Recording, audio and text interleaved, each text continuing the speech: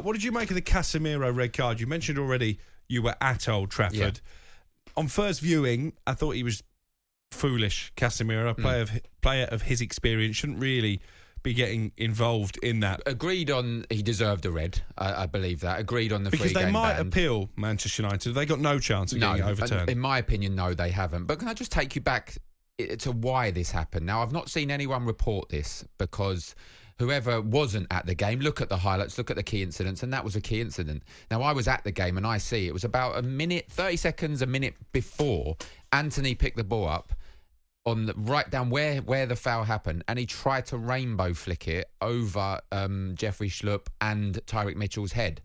And I was working with Danny Simpson, as we've said, and I said, oh, and we both agreed. And Danny Simpson being an ex-fullback, we both agreed. The next time he gets the ball, he could be in trouble here because 2-0 up, you're in the far corner, you're cruising as well. They were the better side at the time. Didn't need to do that. There's showboating and there's expressing yourself. Then there's disrespect, and that's what I think happened. So that was 45 seconds before that incident, trying to rainbow flick it over his head. Next time he got the ball, exactly what we said.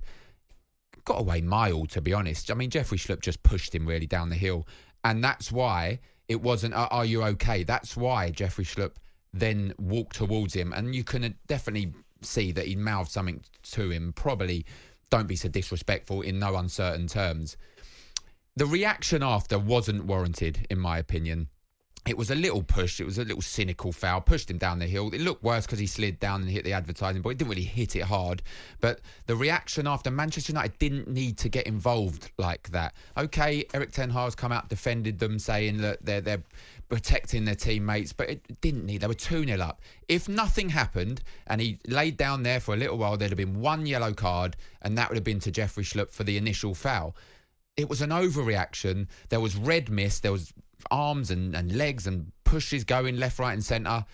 But the one that was clear in everyone's view, and it didn't look great, was the hands around his neck. I don't think by any means he should have been arrested. I'm going to be honest with that. But 100%, the other points Gabby made, it's definitely a red card. If they appeal, they're going to lose.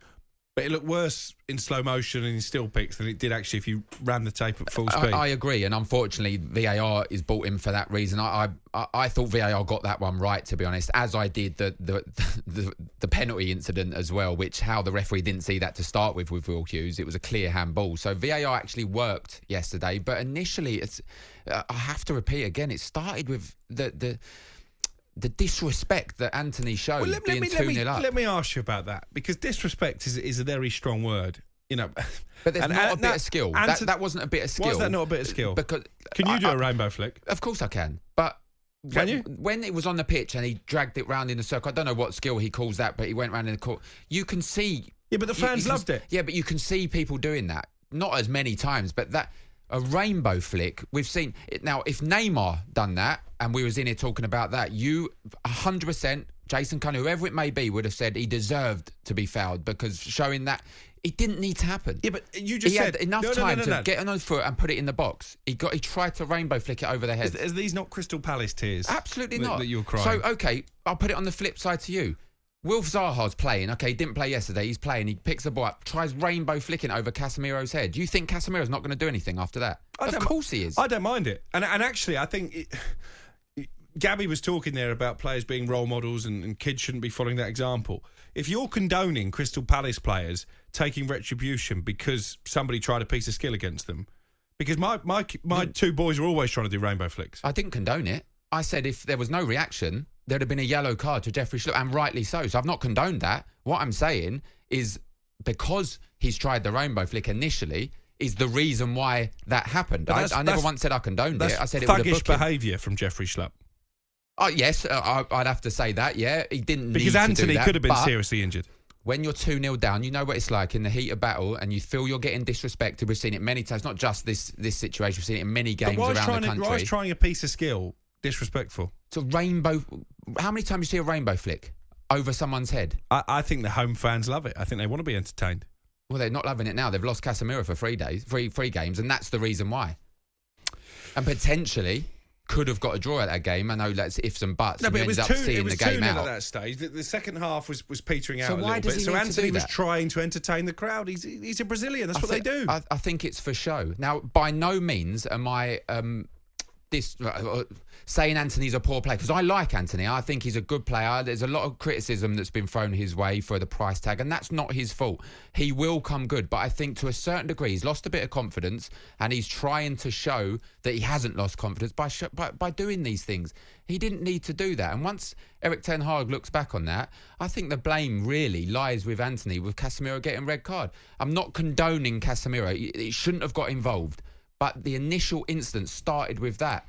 Everything else I'm not condoning. I'm not condoning Jeffrey Schlupp taking what's the word? Retribution? Retribution towards it. And I'm not condoning the 20-man brawl that happened after that.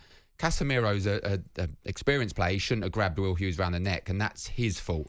But the whole incident started with this, for me, a bit of disrespect in the corner when it wasn't needed. Have we got a football? We must have a football in the talkSPORT office, because Darren Ambrose is going to give us a rainbow flick in the next part of the programme. You know what a rainbow flick is? Yeah, my boys are trying it all the time. Well, if they keep trying, they'll be fine. But you said you can do it. I could do a rainbow flick. All right, we'll try it in a minute. And then if I shove you into the advertising hoardings, is that all right? Because you were disrespecting Well, you get me? a yellow card. I don't expect Rufus to come and grab you around the neck. It is a loss for Manchester United. 2 games against Leeds, home at Old Trafford on Wednesday. Then they go to Ellen Road on Sunday. He'll miss the Leicester game in the Premier League as well. Crucially, though, he will be back for the Carabao Cup final. I have to admit, I did check the fixture list to make sure he wouldn't be ruled out of that game.